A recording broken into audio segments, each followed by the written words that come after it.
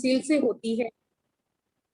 तत्पश्चात हम करुणा के सागर तथागत गौतम बुद्ध को नमन करते हुए, बोधिसत्व बाबा साहब को नमन करते हुए, इस बहुजन समाज में जन्मे, जिन्होंने इस बहुजन समाज का उद्धार किया, उत्थान किया, उन सभी महापुरुषों को नमन करते हैं। आरबीएम के संस्थापक अध्यक्ष माननीय धर्म प्रकाश भारती जी, राष्ट्रीय आचार्य इंजीनियर किशोर बौद्ध जी तथा कार्यकारी अध्यक्ष माननीय बादल सिंह बौद्ध जी तथा इस वेबिनार में उपस्थित सभी माननीय आरबीएम सदस्यों को बहुत बहुत स्वागत करती हूँ उनका, और अभिनंदन और आभार व्यक्त करती हूँ कि वो रेगुलर इस वेबिनार को, इस आरबीएम की वेबिनार को सफल बनाने के लिए अपना कीमती समय देते हैं और इसके कारणों को आगे बढ़ाने के लिए अपना महत्वपूर्ण योगदान प्रदान करते हैं। बहुत बहुत आभार आप सभी का, जो आप इसको सफल बनाते हैं और आरबीएम के कारणों को मजबूत करते हैं।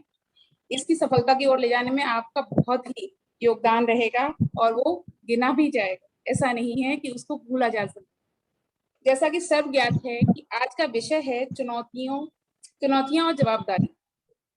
सभी स्तर पर महिलाओं की समान भागीदारी मिलना चाहिए, सभी स्तर पर महिलाओं को समान भागीदारी मिलना चाहिए। इसके लिए हमें बहुत बड़े बड़े कदम उठाने पड़ेंगे। ये बहुत महत्वपूर्ण विषय है, जिससे हमारे समाज की ताकत दुगनी हो सकती है। तो मात्र कह देने से ये संभव नहीं हो सकता है, इसके लिए हमें बहुत प्रयास करने पड़ेंगे। तो इसके लिए आज की चर्चा शुरू करने से पहले मैं चाहूंगी कि आज की अध्यक्षता कर रही उपासिका अंजू कुमारी बौद्ध जी से कि वो हमें अनुमति प्रदान करें कि आज की इस महत्वपूर्ण विषय पर हम अपनी चर्चा प्रारंभ कर सकें। तो प्लीज वेलकम करती हूँ मैं अंजू कुमारी बौद्ध जी का कि वो हमें अनुमति प्रदान करें। हेलो, उपासिका अंजू कुमारी बौद्ध जी जो आज की अध्यक्षता कर रही हैं।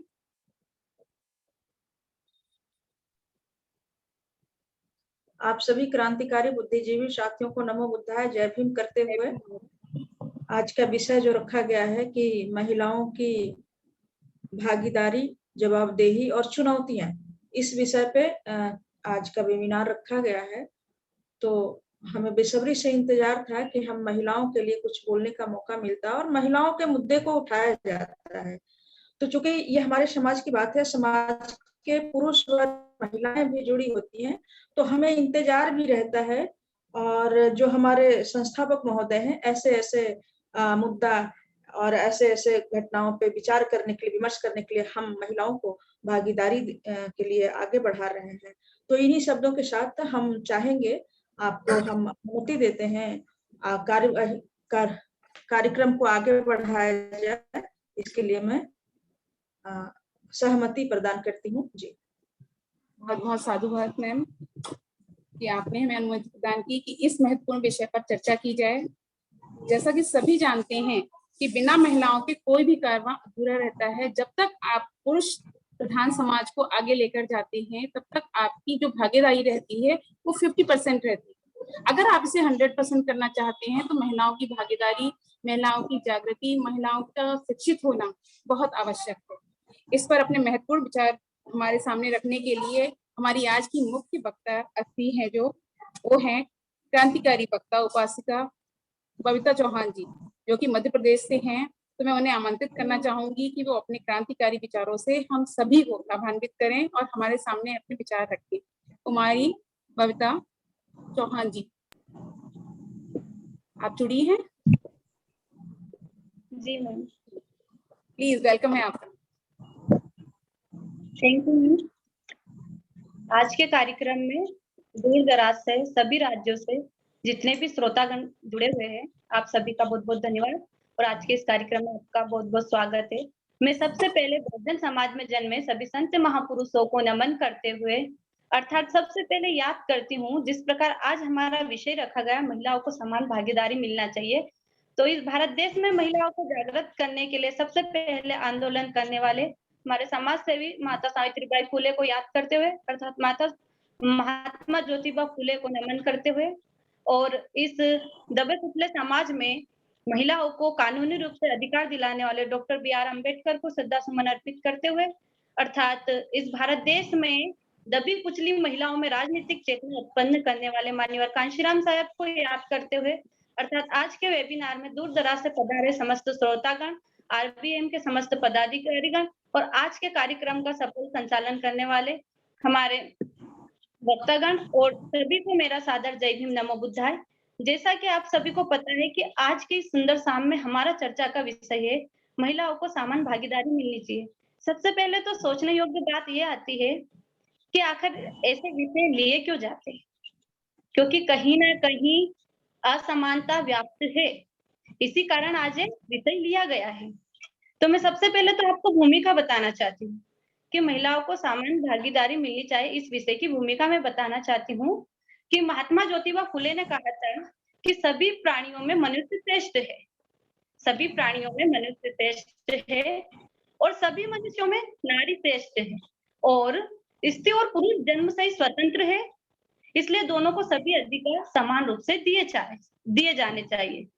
और अगर दूसरी बात करूं मैं तो डॉक्टर बी आर अम्बेडकर ने कहा था कि किसी भी राष्ट्र की प्रगति या उन्नति को आप देखना चाहते हो तो वहां की महिलाओं की स्थिति का स्तर क्या है, उससे आप किसी भी राष्ट्र या समाज की उन्नति का आकलन कर सकते हैं। और कहा जाता है कि महिला और पुरुष जो है एक रथ के दो पहिए, अगर आप एक पहिए को कमजोर करोगे और एक पहिए को ताकतवर रखोगे तो आप जो पहिया ताकतवर है वो तो अपने आप में सर्वशक्तिमान हो सकता है, लेकिन जिस राष्ट्र में जिस समाज में वह विद्यमान है वो समाज कमजोर हो जाए। अब मैंने इस विषय को 5 भागों में विभाजित किया है। जैसे मैं आपको सबसे पहले बताऊंगी कि आर्थिक क्षेत्र में महिलाओं को समानता क्यों मिलनी चाहिए और किस प्रकार से वर्तमान सरकार जो है आर्थिक क्षेत्र में महिलाओं को समानता देती है या सिर्फ आश्वासन देती है। तो जैसे मैं मुद्दे की बात करती हूँ, समय की गरिमा अगर हम लोग को ध्यान रखना है, सबसे पहले आर्थिक क्षेत्र की मैं अगर वर्तमान की बात करूं तो हमारी सरकार जो है आर्थिक क्षेत्र में महिलाएं अगर सबसे ज्यादा भारत की अधिकतर जनसंख्या ग्रामीण क्षेत्र में निवास करती है, जैसे 60 से 75% जनसंख्या ग्रामीण क्षेत्र में निवास करती है और वहां पे महिलाएं खेती में अपना व्यवसाय करती है क्योंकि शिक्षा का स्तर बहुत कम है। कुछ महिलाएं घरेलू कार्य करती है, लेकिन उनकी जो कार्य है उसको जीडीपी में नहीं जोड़ा जा सकता, नहीं जोड़ते उनके कार्य को। एक पुरुष अगर कुछ काम करके आता है तो उसके कार्य को जीडीपी में जोड़ा जाता है, लेकिन महिला के कार्य को जीडीपी में नहीं जोड़ा जा सकता। यह तो सोचने योग्य बात है। क्या उसका श्रम नहीं लगता है, क्या उसका समय नहीं लगता है? लगता है, लेकिन उस कार्य को जीडीपी में नहीं जोड़ा जा सकता। और अभी वर्तमान सरकार जब खास करके जब महिला दिवस आता है, अंतर्राष्ट्रीय महिला दिवस या भारतीय महिला दिवस, या फिर कोई महिला भारत को गोल्ड मेडल दिलाती है या फिर कोई महिला विश्वविख्यात पे अपनी कोई प्रसिद्धि हासिल करती है तो महिलाओं के मुद्दे छिड़ते, या फिर चुनावी रैलियों में। जैसे मैं आपको बात बताना चाहती हूँ कि 2015 में प्रधानमंत्री जन धन खाता योजना स्टार्ट की गई थी कि महिलाओं को आर्थिक क्षेत्र में हमको सशक्त बनाना है। तो हाँ, सरकार की इस नीति की मैं प्रशंसा करती हूँ, तालियां बजाती हूँ और आपसे भी बोलती हूँ कि प्रशंसा कीजिए इस नीति का। लेकिन इस देश की युवा पीढ़ी होने के नाते और एक शिक्षित व्यक्ति होने के नाते मेरे जहन में ये प्रश्न उत्पन्न होता है कि मात्र खाता खुलवाने से क्या महिलाओं की आर्थिक स्थिति में समानता आ सकती है? आप लोगों से मेरा सवाल है, क्या समानता आ सकती है? जिन महिलाओं के लिए आपने खाते खोले वह अपने अकाउंट से पैसे निकलाने के लिए अपने पति का या अपने बेटे का सहयोग लेती है, क्योंकि उसे पता ही नहीं कि बैंक में कैसे काम होता है। बैंक के दरवाजे पे जब वो चौकीदार को देखती है तो डर लगने लगता है। तो खाते खुलवाने मात्र से, आश्वासन देने से, योजनाओं को लागू करने से महिलाओं में समानता नहीं आई। उसके लिए आपको उससे पहले उसे शिक्षित करना हो। आज भी जो पहले 39% खाते थे, अभी बढ़ के 64% हो गए। खातों की संख्या बढ़ी है, लेकिन महिलाओं में उस चीज के प्रति जो जागरूकता होनी चाहिए वो नहीं है। और अगर हम बात करते हैं तो जो महिलाएं उनके खाते खुल जाने से कोई बैंक उनको अपना ग्राहक नहीं मानती। एक शिक्षित ग्राहक और एक जो व्यवस्थित ग्राहक के साथ व्यवहार करती बैंक उन नॉर्मल महिलाओं के साथ व्यवहार नहीं करती, उनको अपना ग्राहक तक भी नहीं मानती। तो इन चीजों को हमको ध्यान में रखना है। अब यहाँ तो आर्थिक क्षेत्र हो चुका, आर्थिक क्षेत्र में बहुत सारी जगह है आज भी जहाँ पे महिला और पुरुष समान कार्य करते हैं। बरोबर घंटे काम करते हैं, लेकिन महिलाओं को वेतन कम दिया जाता है। क्यों कम दिया जाता है? क्योंकि किसी-किसी का मानना है कि उनकी शारीरिक बनावट के कारण वो काम करती, लेकिन एक्चुअली में आप देखोगे तो महिलाएँ पुरुषों से ज़्यादा काम करवाया जाता है महिलाओं से। जब आप चाहे ग्रामीण क्षेत्र में देख लीजिए, चाहे आप कंपनी एरिया में भी देख सकते हैं, आपके कोई परिचित है उनसे पूछ सकते हो। संविधान में प्रावधान है कि 8 घंटे काम करवाना चाहिए, लेकिन महिलाओं से 12-12 घंटे काम दिया जाता है। तब जाके उनको पुरुषों के भांति जो है उनका व्यवसाय है, उसके अकॉर्डिंग उनको पैसे दिए जाते हैं। अगर अब मैं आर्थिक क्षेत्र की बात को हटाकर आती हूँ राजनीतिक मुद्दे पे, क्योंकि सारी समस्याओं की जड़ तो राजनीति है। और जैसे कि सिंधु सभ्यता में हम लोगों को महिलाओं को पुरुष और महिला समान थी। जैसे-जैसे धार्मिकता हुई, मनुवादी व्यवस्था आई, महिलाओं के सारे हक अधिकार छीन लिए गए और उन्हें धार्मिकता में व्याप्त किया गया। तो राजनीतिक अधिकारों की बात करूं तो मातृसत्तात्मक समाज हुआ करता था सिंधु सभ्यता में, जहां पे मातृसत्तात्मक समाज के अनुसार ही पूरे राष्ट्र का क्रियान्वयन किया जाता था। लेकिन धीरे-धीरे वेद आए, पुराण आए, उसके बाद मनुवादी व्यवस्थाएं आई, फिर मनुस्मृति आई, वहां तक तो महिलाओं को पैरों की जूती बना लिया गया था। उसके बाद में जब राजनीतिक क्षेत्र में माता सावित्रीबाई फुले ने महिलाओं को उत्थान में अपनी बहुत महत्वपूर्ण भूमिका निभाई। माता सावित्रीबाई फुले के बाद अगर मैं बात करूं तो डॉक्टर बी आर अम्बेडकर ने हिंदू कोड बिल लाए। हिंदू कोड बिल के मैं कुछ पॉइंट आपको बताना चाहती हूँ। मुझे पता है कि सेमिनार में बहुत अनुभवी व्यक्ति भी है, लेकिन कुछ नए हैं जिन्हें हिंदू कोड बिल के बारे में नहीं पता, उनके लिए मैं कुछ महत्वपूर्ण बिंदु बताना चाहूंगी कि हिंदू कोड बिल में आखिर महिलाओं को क्या-क्या अधिकार दिए। महिलाओं को नहीं, पुरुषों के भी कुछ अधिकार है उसमें। कि सबसे पहले हिंदू कोड बिल में अधिकार हमें मिला था कि कोई भी व्यक्ति, जैसे जो ब्राह्मणवाद है उसमें बहुत सारे जगह उनके धर्म के अनुसार लिखा गया था कि जो एक पति होता है वो बहुत सारी पत्नियों को रख सकता है। अभी आपने किससे होंगे, कुछ त्योहार गया है उसमें कि इसने इतनी पत्नियां रखी थी, इतनी पत्नियां रखी थी, फिर भी लोग पूज रहे। वो सबकी अलग-अलग अपनी-अपनी विचारधारा है। लेकिन आज वर्तमान युग है, विज्ञान का युग है, तो सबको ही किसी एक समुदाय को सोचने की बात नहीं है, सबको सोचने की बात है कि जहाँ पे पहले पति बहुत सारी पत्नियां रख सकता था, लेकिन बाबा साहब ने हिंदू कोड बिल में प्रावधान किया था कि पहली पत्नी के होते हुए पति दूसरी शादी नहीं कर सकता है। दूसरा था कि जिस प्रकार से बेटे का अधिकार होता है अपने पिता की संपत्ति में, वैसे पुत्री का भी अधिकार होगा। तीसरा पॉइंट है कि किसी महिला को अगर बच्चे नहीं होते हैं तो उसका पति छोड़ देता है उसको, तमाम तरह की बातें होती, तो उसमें बच्चों को गोद लेने का अधिकार भी दिया गया है। और पहले ऐसा होता था कि एक महिला विधवा हो जाती थी तो वो पुनर्विवाह नहीं कर सकती थी, लेकिन आज महिला विधवा होने के बाद भी अपना विवाह कर सकती है, तो ये बदौलत है हिंदू कोड बिल की। काम करने की अवधि पहले 12 घंटे थी, उसको घटाकर हिंदू कोड बिल में यह प्रावधान था कि उसको 8 घंटे कर दिया गया।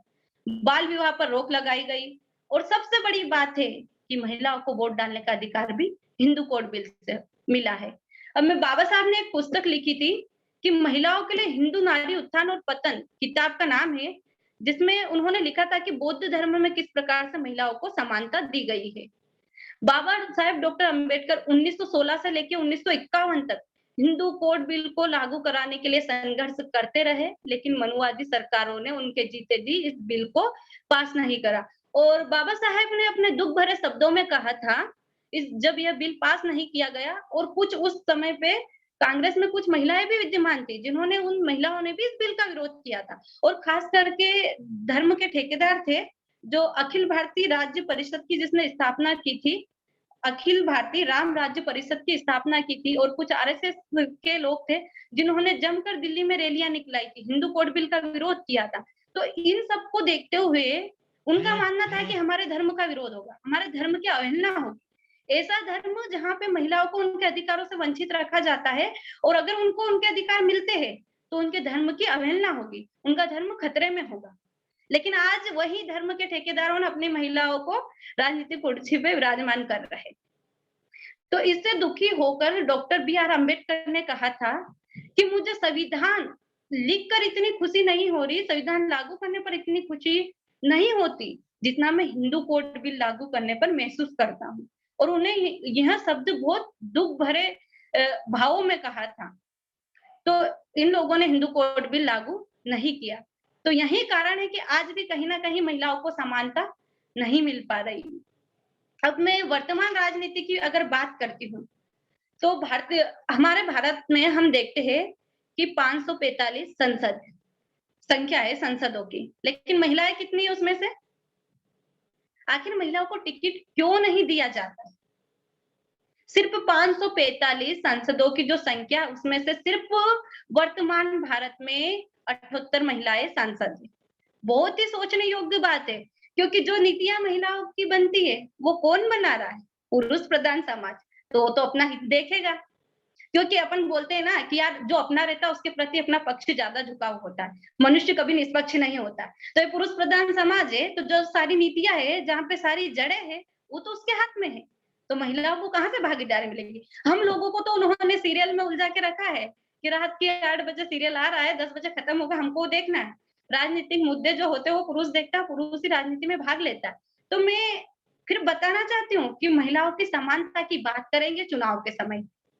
कुछ पुरुष प्रधान समाज है, कुछ का बोल रही हूँ, सभी अन्यथा ना ले अपने ऊपर, क्योंकि अगर ऐसा होता तो आज की सभा में ये मुद्दा ही नहीं रखा जाता हमारे माननीय संस्थापक महोदय के द्वारा। कुछ की बात कर रही हूँ मैं। तो उसमें जब चुनाव की बात होती है, जब रैलियां होती है, मैंने जैसे अभी बताया कि कोई महिला भारत में गोल्ड मेडल लेके आई है, तो उस समय ढिंढोरा पीटा जाता है कि महिलाओं को आगे बढ़ाना, ऐसा करना, वैसा करना।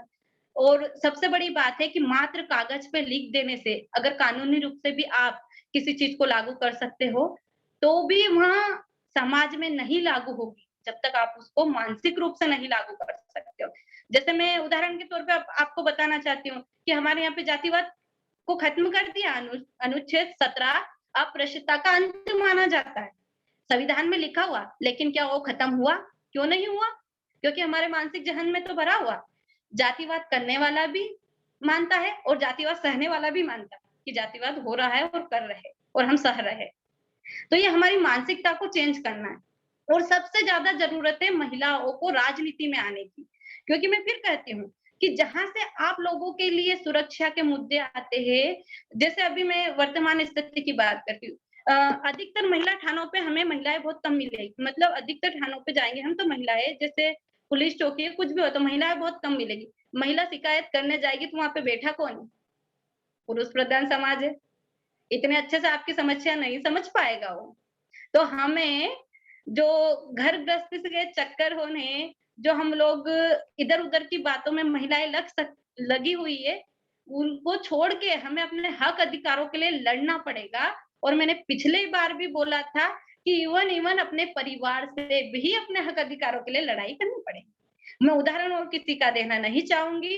जो उत्तर प्रदेश के 4 बार मुख्यमंत्री बने, माननीय बहन कुमारी मायावती जी को जब उन्होंने घर बार छोड़ा था तो परिवार भी साथ नहीं था, लेकिन जब मुख्यमंत्री बन गए थे उसके बाद सबको ही साथ में थे। तो विपरीत परिस्थितियां आती है जब हम पुरुष प्रधान समाज के लेवल में काम करने निकलते हैं, लोग ताना भी मारते हैं और वो समान दृष्टि से हमको देखते भी नहीं है।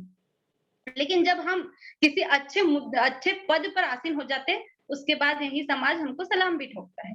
तो समाज के डर के मारे महिलाएं समानता में नहीं आ पा रही, और समाज के डर के कारण ही महिलाओं को जो उसके परिवार वाले समानता नहीं दे पा रहे।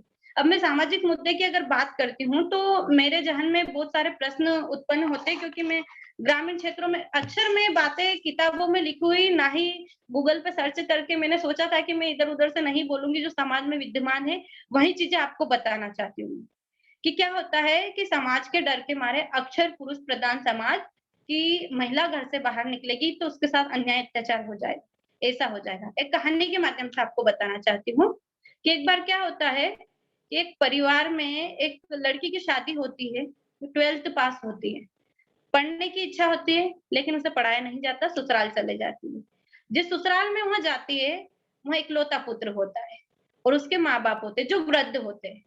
ससुराल के बाद जब शादी करने के बाद लड़की के 2 बच्चे हो जाते हैं और पति उसको इधर उधर जाने भी नहीं देता है, घर में रहो काम करो, यही उसकी दिनचर्या बता के रखता है, खुद स्वयं काम करता है, बच्चों को तुमको संभालना, यही उसकी दिनचर्या होती है रोज की। लेकिन एक समय ऐसा आता है कि उसके सास ससुर गुजर जाते हैं, कुछ समय के बाद पति की एक्सीडेंट में दुर्घटना के कारण मौत हो जाती। अब बताइए, जो पति अपनी पत्नी को बाहर तक नहीं निकलने देता, क्या समाज के बीच वो बिना पति के उसके 2 बच्चे भी, उसको पालना भी, कैसे उन समस्याओं का सामना करेगी वो?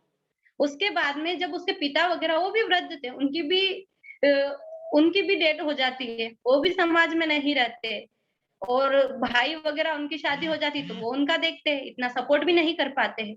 तो वहाँ डरी सहमी सी रहती है और अपने बच्चों को भी उसी मानसिकता में ग्रस्त करती है। समाज के डर के मारे बच्चों का भी ठीक से पालन पोषण नहीं कर पाती। तो इसके कारण क्या है, वो डर जाती है। लेकिन अगर वो पुरुष उसके होते हुए उस लेडी को अगर समाज से लड़ने योग्य बना देता, तो क्या वो डरी सहमी सी रहती थी? अगर अक्सर पुरुषों को यह डर रहता है कि महिलाओं को अन्याय अत्याचार होगा, इसलिए मैं पुरुषों को से भी कहना चाहूंगी, एक विनम्र निवेदन है कि हमारी जिंदगी की कोई गारंटी नहीं, कब खत्म हो जाए कब नहीं हो, इस बात को कोई अन्यथा ना ले। लेकिन मैं जो मैंने समाज में देखा उसी को बताते हुए आपको बता रही हूँ कि अगर हमारी जिंदगी की कोई गारंटी नहीं है, इसलिए इस डर के मारे अपनी महिलाओं को कैद करके ना रखे, उन्हें स्वतंत्रता दे, उन्हें इस समाज से लड़ने के लिए प्रेरित करे, ना कि समाज के डर के मारे उन्हें कोठरी में बंद करके रखे। उनके अधिकारों को सबसे पहले समानता घर से दी जानी चाहिए। आज मैडम संचालन कर रहे हैं, आज मैं बोल रही हूँ, तो अधिकतर जन इसमें जुड़े हुए हैं, तो वो बोलेंगे कि हाँ बहुत अच्छा कार्यक्रम रहा, सब कुछ रहा। मैंने पहले भी बोला था कि महिलाएं बाहर आना चाहिए, महिलाओं को ऐसा करना चाहिए, महिलाओं को वैसा करना चाहिए, महिलाओं को समान अधिकार नहीं मिल रहे, तो हर महिला को घर से बाहर निकलना चाहिए। लेकिन हर पुरुष इशारा करेगा पड़ोसी की महिला, खुद की महिला को अंदर ही रखे पर्दे। गलत बोल रही हूँ क्या? अगर किसी को गलत लग रहा है तो बता दीजिएगा, ठीक है? ये हर पुरुष की मानसिकता है जो मैंने देखी है। तो इसलिए मैं तो बोल रही हूँ, अपने घर की महिलाओं को कब लाओगे? मैं बोल रही हूँ मेरे हक अधिकार के लिए मैं लड़ सकती हूँ। जब आपके घर की महिला पे होंगे तो वहां पे मैं विद्यमान नहीं रहूंगी, इसलिए उनको भी सिखाइए। और हम संविधान की बात करते हैं, असमानता की बात कर रहे हैं हम लोग, टॉपिक भी हमारा ये है। तो यहाँ पे अनुभवी व्यक्ति है, मैं सभी से मेरा एक प्रश्न, सब अपने मन के अंदर ही उत्तर देंगे कि जब बाबा साहेब ने पिता की संपत्ति में पुत्री का अधिकार है, आप इस बात से सहमत हो, मैं भी हूँ, संविधान भी है कि पिता की संपत्ति में पुत्री का अधिकार है। तो यहाँ पर बताइए कितने लोगों ने अपनी बच्चियों की शादी की, उसके बाद बाबा साहब की बात भी मानते हैं, संविधान को भी मानते हैं। जब संविधान विरोधी कुछ नारे लगते हैं, हम लोग को गुस्सा भी आता। अब ये बताइए हम संविधान का कितना पालन करें? कितने लोगों ने अपनी बच्चियों को आधी आधी जमीन दी है बेटों के बरोबर, जब वो शादी करके उसके घर गई तो? चाहे वो बेटी की इच्छा है कि वो अपना अधिकार अपने भाई को सौंप के जा रही हो, लेकिन अगर उसके पास विपरीत परिस्थिति आती हो, जिस प्रकार उस महिला के पास आई थी, मैंने कहानी सुनाई थी कि उसका पति की डेथ हो जाती है, तो ऐसी स्थिति में वो कहाँ जाए? और उसका पति सिर्फ मजदूरी करता है, उसके पास जमीन जायदाद भी नहीं है, तो अपने पिता की संपत्ति है वहां पे तो रह सकती है। लेकिन आप लोग से प्रश्न है मेरा, क्या कोई एक भी व्यक्ति है जिसने अपनी बेटी की रजिस्ट्री करवाई है संविधान के अनुसार? जब उसकी शादी हुई दहेज ना दिया और रजिस्ट्री कराई है जमीन की, चाहे आपके घर 2 बीघा हो तो आपने उसको 1 बीघा दिया हुआ, कोई भी नहीं मिलेगा। तो मेरा आप बुद्धिजीवी लोगों से तो निवेदन है कि जो संविधान के विरोधी, उनसे तो बाद में पहले आप लोगों से है कि इसकी शुरुआत आपको करनी चाहिए। आपकी बिटिया को कभी विपरीत परिस्थितियों का सामना करना पड़ सकता। और एक बात मैं बताना चाहूंगी कि जब हमारा एनसीसी में थी मैं, तो एनसीसी में ऐसे विचार विमर्श होते थे, तो मेरे से किसी ने पूछा कि क्या तुम शादी करने के बाद अपने पिता से ले सकती हो? तो जी हाँ, मैं तो लेके रहूंगी, क्योंकि मेरा हक अधिकार है और मैं संविधान को मानती हूँ। तो मैं तो जब होगा तो जो मेरा हिस्सा है वो लूंगी, चाहे मैं मेरे भाई को सौंप के जाऊं, लेकिन मेरी जिंदगी में विपरीत परिस्थितियां कब आ जाए मुझे नहीं पता। इसके लिए मैं लेके रहूंगी। और आप सब जितनी भी महिलाएं सुन रही हैं उनसे भी निवेदन है, चाहे अपने भाई को सौंप के आए, लेकिन अपना अधिकार लेके रखे। कह नहीं सकते माँ बाप नहीं रहे उसके बाद में भाई सपोर्ट नहीं करेगा तो क्या करेंगे? आत्महत्या करेंगे, क्योंकि अधिकतर महिलाएं कर रही है ऐसा। और ये समस्या सिर्फ समाज में विद्यमान है, इसीलिए मैं बताना चाहती हूँ। और हाँ, कुछ एक और चीज मैं बताना चाहती हूँ कि कुछ पुरुषों की सोच ऐसी है, शायद मेरे इस वक्तव्य से किसी की सोच बदल जाए, इसलिए मैं वर्तमान स्थिति है बताना चाहती हूँ। समानता का टॉपिक है तो, कि किस प्रकार हम वर्तमान स्थिति को देख के समानता ला सकते हैं। बाबा साहेब ने, बुद्ध ने तो समानता दे के गए, लेकिन हम किस प्रकार से ला सकते हैं? तो जैसे मैं बताना चाहती हूँ कि कितने ही पुरुष जो रहते 10th के बाद, 12th के बाद अपनी बच्चियों का पढ़ाना बंद कर देते समाज के डर के मारे। कि ऐसा हो जाएगा वैसा हो जाएगा। लेकिन और कितने पुरुष जो रहते हैं कि अगर ग्रेजुएशन के बाद भी लड़की की शादी होती तो फिर पढ़ाना बंद कर देते। पहले अच्छे खासे वादे करते हैं कि पढ़ाएंगे, ऐसा करेंगे वैसा करेंगे, उसके बाद बंद कर देते हैं। उन पुरुषों के लिए एक बात बताना चाहती हूँ, सोचने योग्य बात है, ध्यान से सुनना, कि जब आप की पत्नी की, आपकी बहन की, आपकी बेटी की डिलीवरी होती है, उस टाइम फिर आप क्यों एक लेडीज डॉक्टर ढूंढते हो? वहां पे आपकी पुरुष प्रधान समाज वाली मानसिकता क्यों खत्म हो जाती? क्यों नहीं एक पुरुष के पास ले जाते और चाहते हो कि आपकी महिलाओं को एक महिला डॉक्टर ही देखे? तो हमें हमारी बच्चियों को पढ़ाने की आवश्यकता है या नहीं? ये बात सोचने योग्य है। बस तो उन्हीं शब्दों के माध्यम से मैं अपनी वाणी को विराम दूंगी। और भी अनुभवी वक्तागण हमारे बीच में है, तो बाबा साहब की कुछ पंक्तियां आपके सामने रखूंगी मैं, कि एक महिला मस्जिद की कभी मौलाना नहीं बन सकती। ध्यान से सुनना, एक महिला मस्जिद की कभी मौलाना नहीं बन सकती, एक महिला मंदिर की कभी पुजारी नहीं बन सकती, और एक महिला कभी चर्च की पादरी नहीं बन सकती। लेकिन इस भारत देश में एक महिला प्रधानमंत्री बन सकती, मुख्यमंत्री बन सकती, स्पीकर बन सकती, राज्यपाल बन सकती, पंच बन सकती है, और सरपंच भी बन सकती है। वो किसकी बदौलत? वो सिर्फ और सिर्फ संविधान की बदौलत बन सकती है। तो इस देश में संविधान को पूर्ण रूप से लागू करना चाहिए। महिलाओं का 33% आरक्षण आज भी अटका हुआ पड़ा है, जो राज्यसभा ने पास कर दिया है, लेकिन फिर भी उसको कहीं ना कहीं बार बार भंग होता जा रहा है। तो यह सोचने योग्य बात है। और वो कहते हैं कि बेवा होकर नारी अपना सर मुंडवा कर रहती थी, घोर अंधेरी कोठरी में वो किस्मत को रोती थी। मेरे बाबा ने दिया सभी को हक समान और बनाया पंच प्रधान। इसीलिए तो कहते हैं दोस्तों कि मेरे भारत का संविधान है महान, मेरे भारत का संविधान है महान, और वही इस भारत देश में पुरुष और नारी में समानता ला सकता है। इसलिए सबसे ज्यादा जरूरत है कि संविधान को पूर्ण रूप से लागू किया जाए, और जो हमारी समानता की बात है वो हमारे घर से स्टार्ट हो।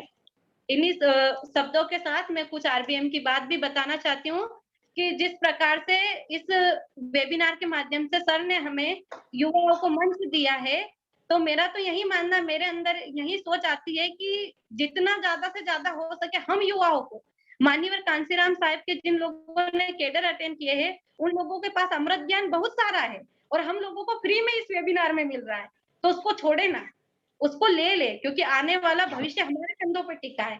तो ज्यादा से ज्यादा, अधिक से अधिक लोगों को इसमें जोड़े। और कहते हैं ना, मेरे एक मित्र ने स्टेटस भी डाला था कि ज्ञान कहीं से भी मिले वो एक प्रसाद के रूप में है, और उससे घुटनों के बल पे खड़े होते हुए ले लेना चाहिए, चाहे आप भीम आर्मी के हो, बीएसपी के, अंबेडकर युवा संघ के हो, कांग्रेस के सपोर्टर है, किसी के भी हो, लेकिन यहाँ पे आपको ज्ञान फ्री में मिल रहा है और मानवता की बात की जा रही है, तो आपको ये ज्ञान लेना चाहिए। इन्हीं शब्दों के साथ आरबीएम के समस्त पदाधिकारीगण को और सभी श्रोतागण को मैं बहुत बहुत धन्यवाद देती हूँ, जिन्होंने आपने मुझे ध्यानपूर्वक सुना। जय भीम, जय भारत, नमो बुद्धाय। साधु साधु साधु, बहुत अच्छा बेटा, बहुत बढ़िया। जैसा कि हम सभी जानते हैं कि बबीता चौहान जी अपने क्रांतिकारी विचारों से हमेशा ही हम लोगों को बहुत अच्छी अच्छी बातें बताती रही हैं, बहुत ज्ञानवर्धक बातें बताती रही हैं। आज भी उन्होंने वही किया है। उनकी बातें ऐसी दिलो दिमाग पर छा जाती है कि सोचना पड़ता है कि हम अपने जीवन में इसे किस तरह उतार सकते हैं। इसके साथ ही मैं 4 लाइनें कहना चाहूंगी। जिसने बस त्याग ही त्याग किए, जो सिर्फ दूसरों के लिए ही जिए, फिर क्यों उसको धिक्कार दो, क्यों ना उसे जीने का अधिकार दो। तो ये एक 4 लाइनें हैं, इनमें ये सोचना चाहिए हमें कि उसका जो अधिकार है, हमें तुलसीदास की तरह नहीं सोचना चाहिए कि शूद्र ढोल गवार शूद्र पशु नारी ये सब ताड़न के अधिकारी। हमें अपने घर से ही शुरुआत करनी चाहिए। जब हम खुद नहीं ये कार्य कर सकते तो हम समाज से कैसे उम्मीद कर सकते हैं, जो अभी उतना शिक्षित नहीं है और उतना अभी उभर कर सामने नहीं आ रहा है। जब हम पढ़े लिखे लोग इसे नहीं अपना सकते तो हमें शुरुआत करनी पड़ेगी। साथ ही मैं खाली पुरुष समाज को ही इसको दोषी नहीं मानती, इसमें महिलाएं भी हैं, क्योंकि महिलाएं पुत्र के लिए बहुत ही इच्छुक रहती हैं, पुत्र को बहुत ज्यादा समझती हैं और पुत्र को ही हर अपनी प्रॉपर्टी का हिस्सा देना चाहती हैं। वो खुद नहीं इस फेवर में रहेंगी कि क्योंकि उन्हें नहीं मिला है, उन्हें नहीं मिला संपत्ति में अधिकार, तो वो नहीं चाहती कि वो अपनी पुत्रियों को भी दे। उन्हें भी आगे आना चाहिए, अपनी पुत्रियों के अधिकारों के लिए लड़ना चाहिए, क्योंकि amazing thing happen when women help other women. करते हैं औरत ही औरत की दुश्मन होती है, तो हमें एक औरत होते के नाते दूसरी औरत के सहभागिता करनी चाहिए, उसकी हेल्प करनी चाहिए, उसकी अधिकारों की लड़ाई में साथ देना चाहिए। इसी के साथ मैं आज की विशिष्ट अतिथि उपासिका